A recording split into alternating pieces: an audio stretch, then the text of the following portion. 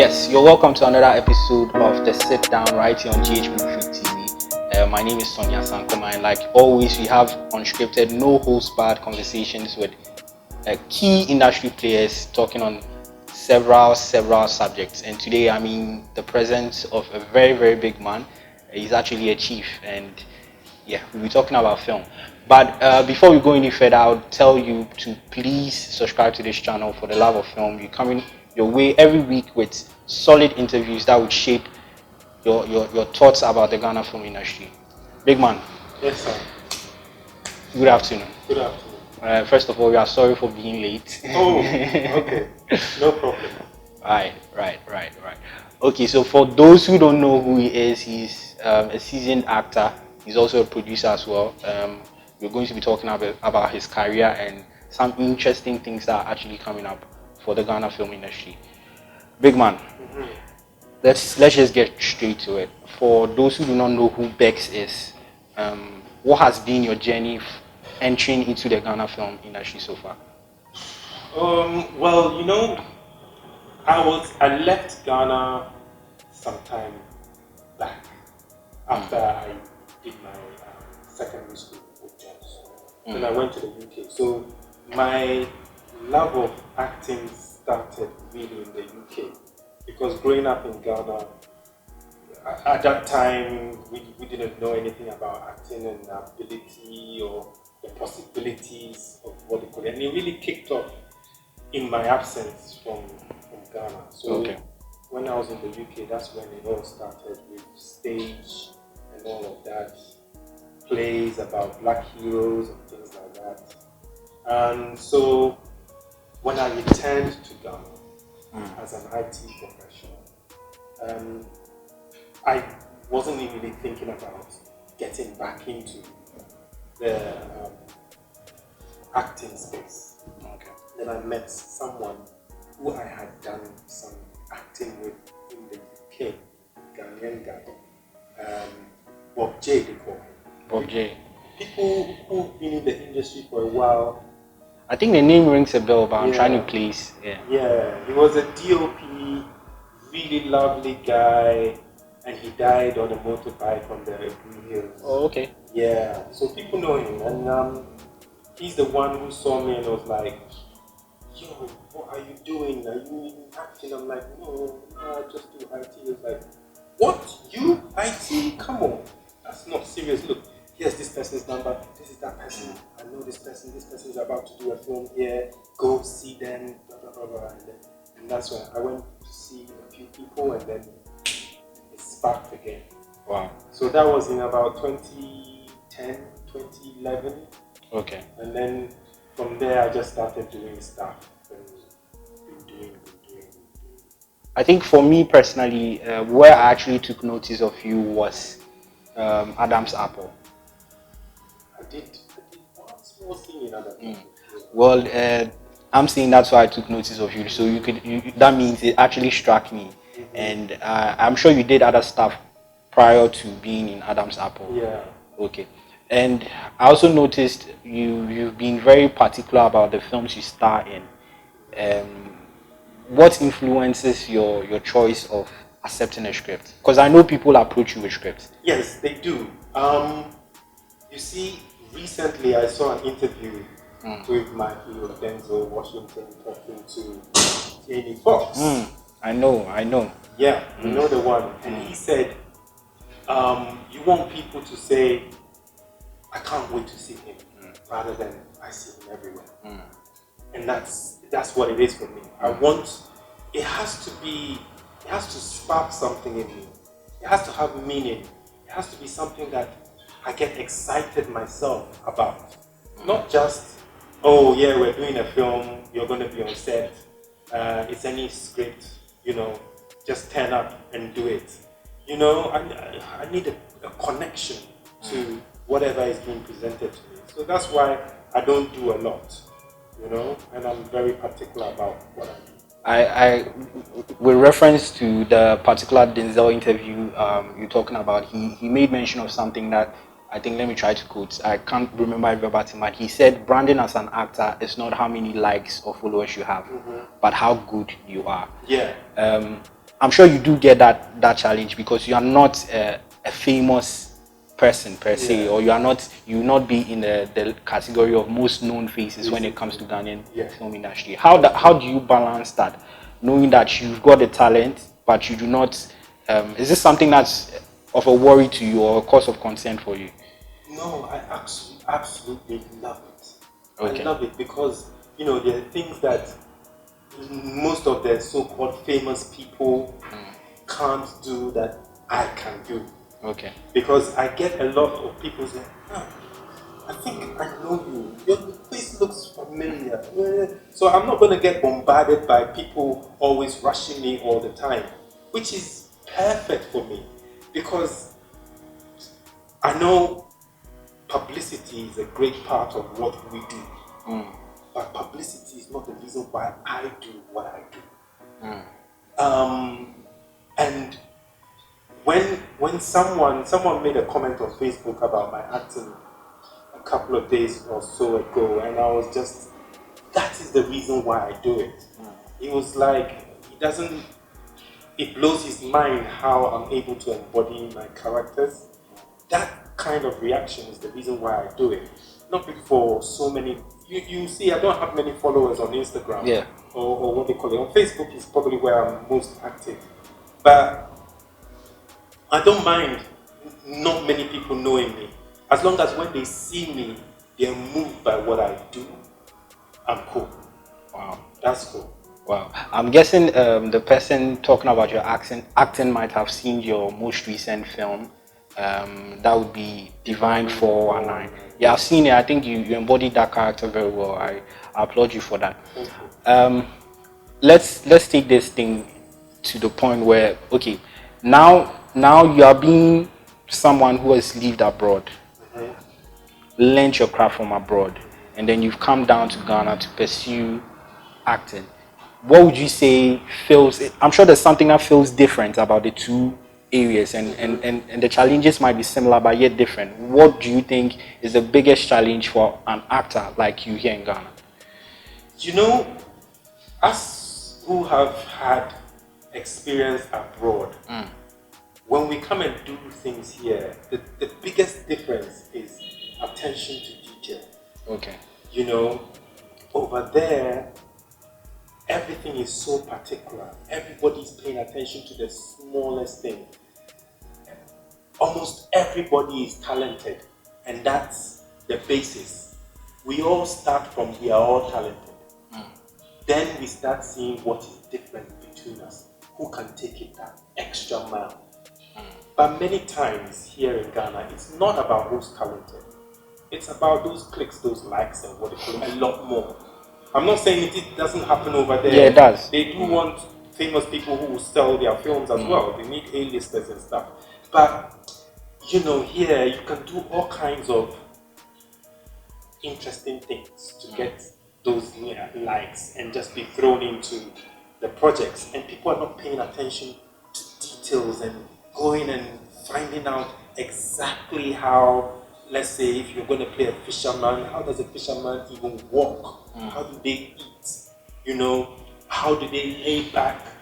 How do they sit down? Those little minor details. An actor won't. I'm playing a fisherman, all I have to do is know how to carry fish. That's it, done.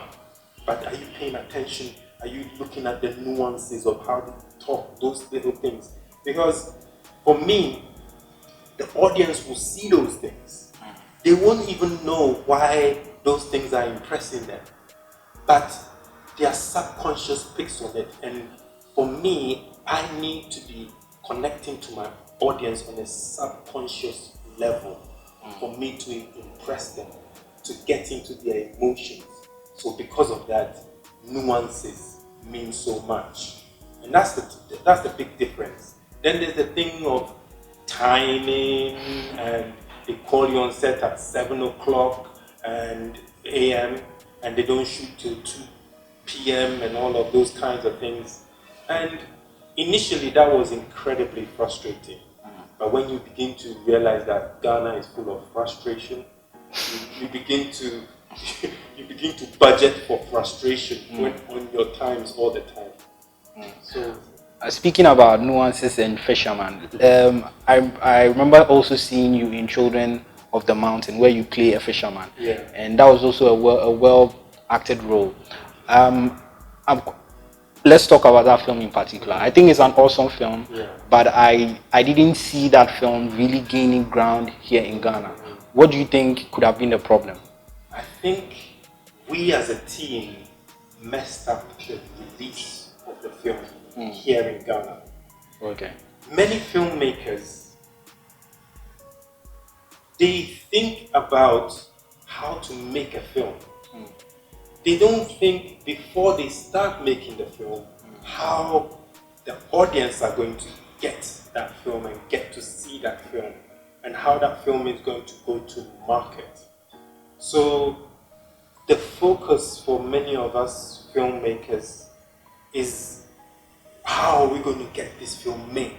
Done, full stop. That's all. I want to make a film. When I finish, then maybe I'll take it to Silverbed. Or when it's finished, then they start thinking about what to call it. But I think you need to look at the end before you even start. And we made some mistakes in releasing that film to Ghanaian audiences, which we have learned very well from. It won't happen again. But I think we will take you up on that on your next film. Sure. Yeah, but people should look out for that film, Children of the Mountain. Yeah. It's one of those films that would give you a second reason to look at the Ghana film industry. Awesomely done, amazing project. Okay, so now Bexs, you've been here for a while. You've acted in several productions. You've also produced in some productions. What would you say? We've talked about some of the differences between working here and also coming from outside of Ghana. What would you say is the biggest problem when it comes to our film industry? The biggest problem is distribution. Full stop. No doubt. Whatever. When you say distribution, what exactly do you mean for those who might not get you? How do you get your film to be seen by the ordinary Ghanaian who can only afford 5 CDs to see your film? That is the problem across the country. You want to be able to get someone who is 22 years old in Savlugu and has 5 CDs and wants to see that film that he's excited about, be able to see it. How can that happen? Because if you can get that person, number one, excited, number two, being able to afford it, and number three, having a space where they can see it, then there are maybe about at least 5 million people of those. 5 times 5, 25 million. If those people see it on the opening weekend, you've got 5 million cities for your film. Do you really need to even go anywhere else to sell your film? You are then able to afford actors. You are then able to, and that's the biggest problem. Being able to, on opening night, send it to 5 million Ghanaians. How many are we? We are like 30 million. 30 million, like that. Yeah. So that's like, I can't do the maths. It's That's a reasonable percentage because percentage. I also feel like if we are able to reach more people with our films, especially on opening night, it makes the conversation interesting. It makes the numbers more interesting because it's always like Accra Mall, and then the following week you have to go do another cinema. And if you are not lucky enough, you can't do other cinemas, and that's the end of your run. Yeah. So I think the distribution, I would agree with you on that. That if we are going to fix our industry, we start with distribution. So not a film village. Or you are what's your take on that? The film village is to make films, right? Yes. Same way I was telling you that when we're making films, we should think about the end before we even start. On the bigger stage, when we're talking about film village and making films, we need to think about the end. Where do the films go? We're going to make the films for who to see. How are those people going to see the films?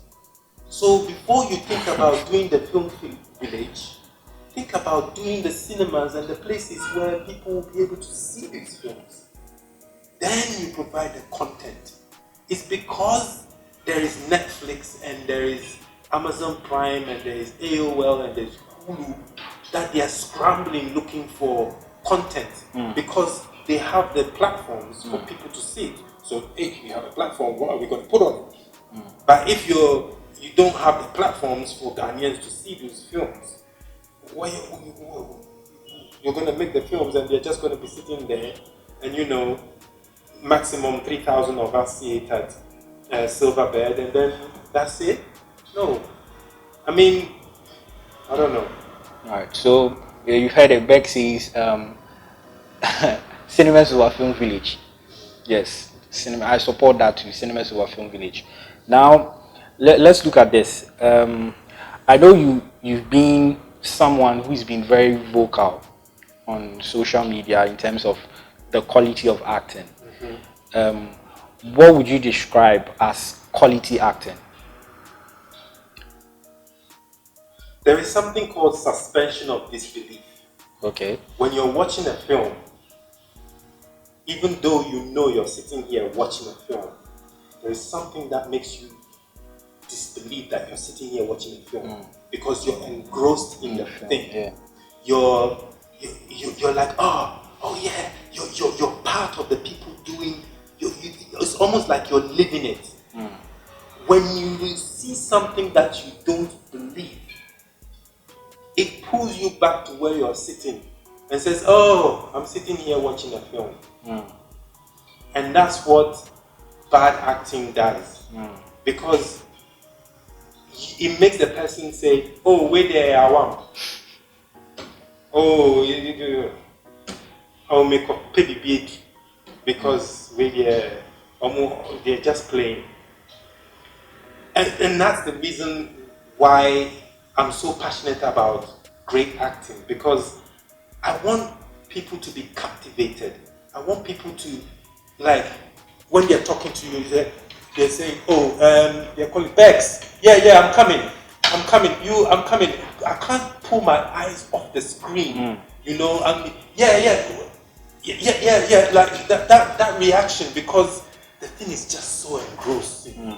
And when you see someone really playing the part, really believing the part, really living the part, that's what it does to you. But many times, many actors, they don't get there. There is something a little bit missing, something that says to you, I'm acting, and I just want actors to begin to think that I don't want to act, I just want to be. I want to internalize what's happening and see it as something that it is really happening to me at this moment. So how does an actor, let's say a young actor is watching this interview, how do they get to that point? What should they do to become that quality actor? It's about imagination. For me, that's where it comes from. And obviously, we all have varying levels of talent. So, but if you're a young actor and you're using your imagination, you're putting yourself in the position, and you're really almost meditating. You're getting the whole thing into your system, and you're believing that it's happening to you. That's the start. Some of it is very difficult to teach because it's an innate skill. Some of it is you're born with it. Some of it you can learn by practice. But that comes is a lot more difficult than when it is inborn in you. But as a young actor, I'll say to you, practice, do it, watch, believe, have empathy, feel, talk to people, and tell the truth. Al Pacino says, I always tell the truth, even when I lie. Yeah. That's one thing. Tell the truth. If you're telling the truth, even when it's a story, you are telling it because it's the truth. And it's only the truth when you believe that it's the truth. There are many things that are not true about, I could think I'm a murderer, but and I really truly believe it. And if I look at you and I begin to believe that I'm a murderer, you begin to see in my eyes that I'm about to really kill you. Yeah. And it becomes true to me. So it's about telling the truth to yourself. Okay. Wow. That's something everyone should take away from this particular interview with Bexs. Chief, I don't want to mess up his title, so I'll just give him all the respect that is accorded to him. But before we wrap up this interview, we've heard some rumors, like not rumors per se, but we've heard some good news. I don't want to be the one to say it. So what's up with Bexs for 2020? Now you're making me sweat. Makeup. 2020, we'll see what we'll do. I have something lined up. Okay. Some Netflix thing that I'm going to be doing. Out of the country. So we'll see how that goes. Yeah, very, very shortly. Very shortly. Very shortly. I'm sure there'll be information on the media soon about it. Okay. So I will be looking forward to it. And, there are other things also in the pipeline. Sure. We've dropped a few things about Adam the First. Yes. Really I can't believe that escaped me. It's a science fiction film. I don't know. I know it's been a challenge for you, especially playing a role as someone landing. I don't know what exactly is going on with the film, but I can't wait to see it. And it's been a while since you've been working on that project. Can you tell us a bit about it? It's so different. It's so exclusive. It's something that we don't often see as a Ghanaian audience. So I can't wait for everybody to see it. I don't want to say too much, but it's challenging because a lot of it is just about my character. Okay. And that's what's most challenging about it, but that's what we all enjoy as actors. Okay. Alright. Okay, so you heard it here first. Expect Adam the First and the amazing stuff coming from Netflix as well with Bexs in it. Thank you very much for giving us the time to come do this with you. Pleasure is mine. The honor is mine, actually. So yes, you've been watching the Sit Down with Tonya Sankoma, and today we're in the presence of a very big man, a chief, and I hope you've learned something from this. Before you go, don't forget to hit the subscribe button on this video, and yes, drop a comment, ask a question. I'm sure Bexs will be reading the comments and will respond to you, especially the young actors out there who are looking to learn something from a great person like him. And the notifications. Quick notifications. Thank you very much. Yes. Hit the notification button. Also, before we go, as always, you can see the banner on the screen. I would urge you to check out Anansi Video Rental Equipment. And when you go, just mention the Sit Down or GH Movie Freak TV, and they'll give you an interesting discount on all kinds of equipment for a short film, feature-length film, documentary, also event coverage. So yes, go check them out and see you next week.